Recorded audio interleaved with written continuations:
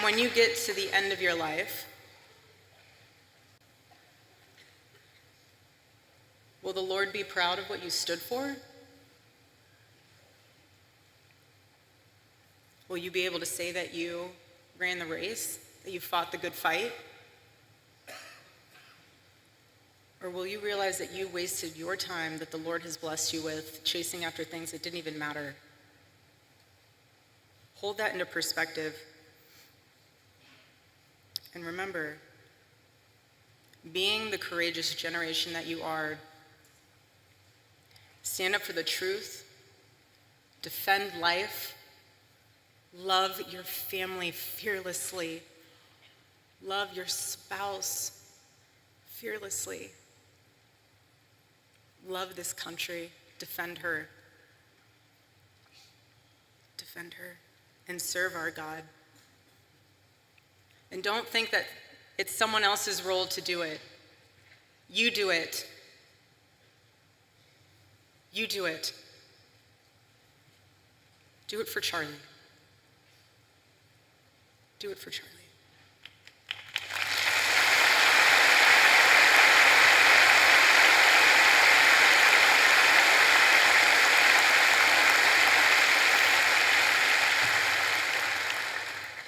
And I am tremendously blessed and honored tonight to be able to introduce to you a very, very dear friend and his wife. They are incredible. And I see no one will ever replace my husband. No. But I do see some similarities of my husband in JD and Vice President JD Vance. I do. And that's why I'm so blessed to be able to introduce him tonight, because he understands the fight that we're up against, and he can articulate that in a way that transcends race, that transcends demographic backgrounds. He's an amazing man. So please help me welcome to the stage Vice President JD Vance.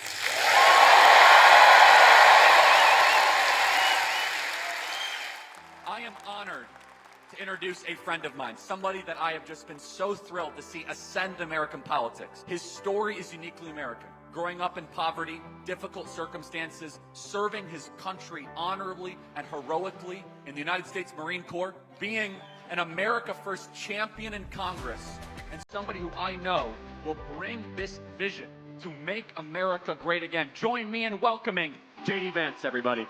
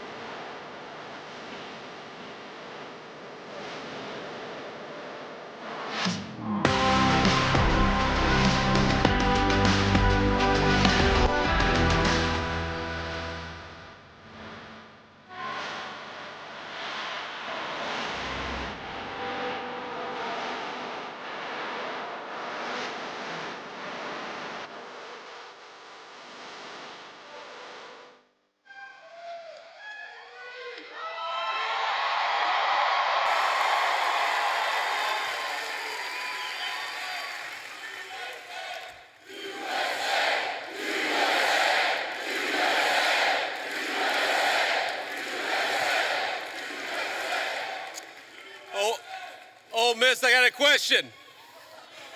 Are you ready?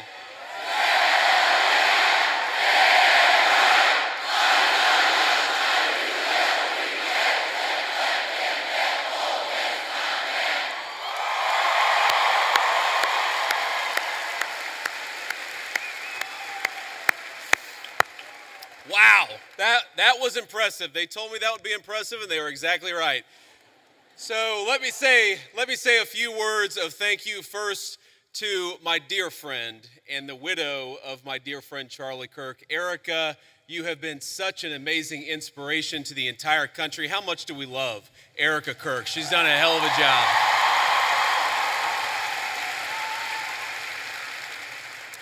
I want to thank, we have a couple of Mississippi senators here. We have both Senator Roger Wicker and Senator Cindy Hyde-Smith. Thank you guys for being here.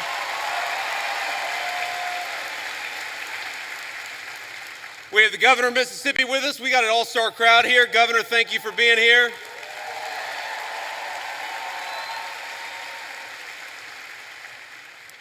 And most importantly, we have got over 10,000 students from across Mississippi. We are proud to have you, and we know that you are the future of Charlie Kirk's legacy. So thank you for being here.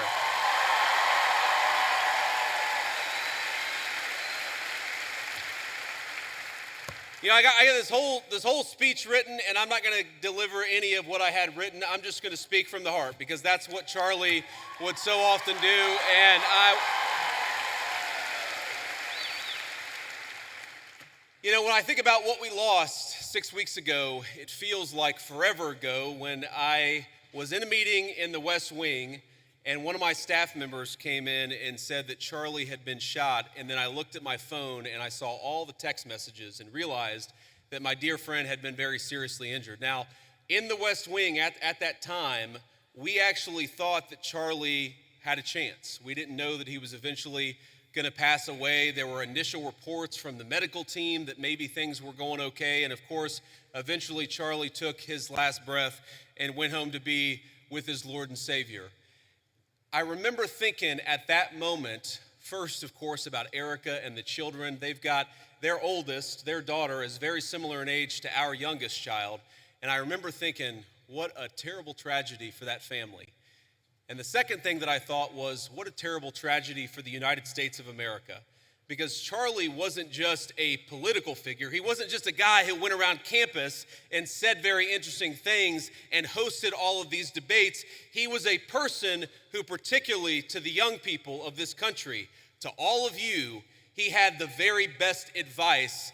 And I think that's the most important way for me to honor Charlie, which is to repeat that advice, something I found true in my own life. Charlie wanted all of you, whatever life path you chose, whatever career you chose, whatever you ultimately did for a living, Charlie wanted you more than anything to invest in the things that were worth having, to build a life that was worth building.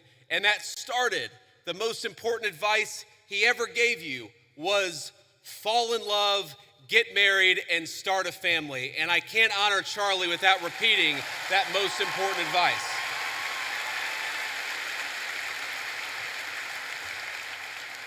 Now, most of you are probably too young to have found the person you're going to spend the rest of your life with. Some of you are lucky enough to have found that person already.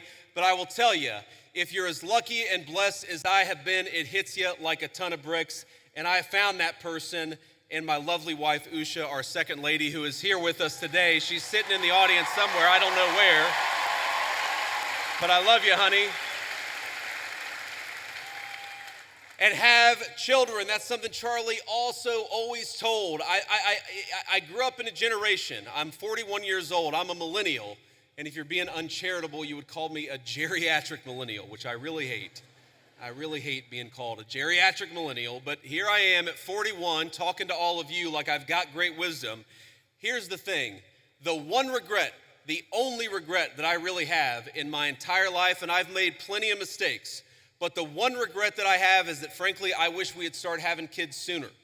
Because when you're a young father, you realize what an incredible blessing they are, but they're also very exhausting.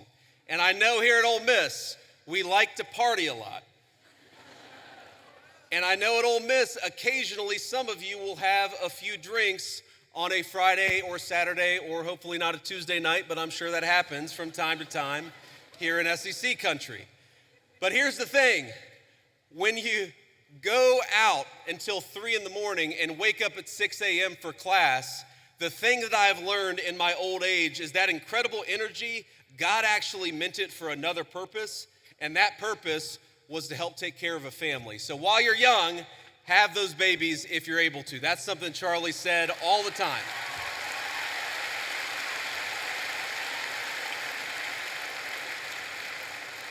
But if you think of that advice, Charlie wanted you to get married. He wanted you to fall in love. He wanted you to build a family. He wanted you to find a vocation. That was the advice that he gave on campuses. But that's not just about you. That's also about our country and about our government. Because while you have the freedom to live life as you so choose, I have got a responsibility as your vice president to make the American dream as accessible as possible.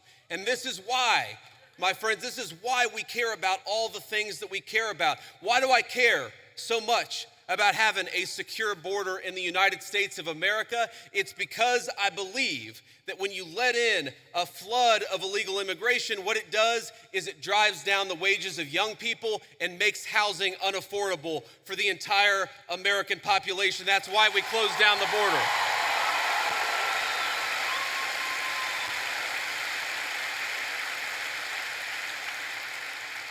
The left will say our immigration policy is about hating immigration, hating immigrants. We don't hate anybody. We love our fellow citizens, and because we want them to have the American dream, we shut that border down the very first day that Donald J. Trump was the President of the United States.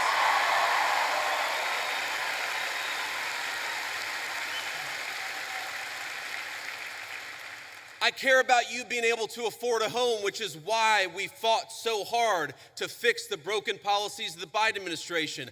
I want a lot of you, I'm sure there are military veterans in this room right now. I'm sure there are a lot of people who will join the military in the future, and we're proud of you.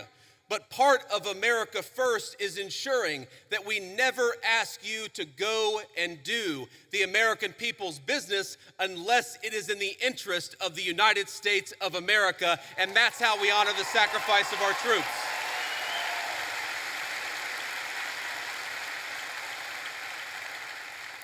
And that's why, my friends, that's why we care so much about free speech, as Charlie lived and died for the basic principle that we ought to be able to talk about our differences, we ought to be able to debate them, and we ought to have faith that the best way to make sure that the best idea wins is to actually just have a discussion.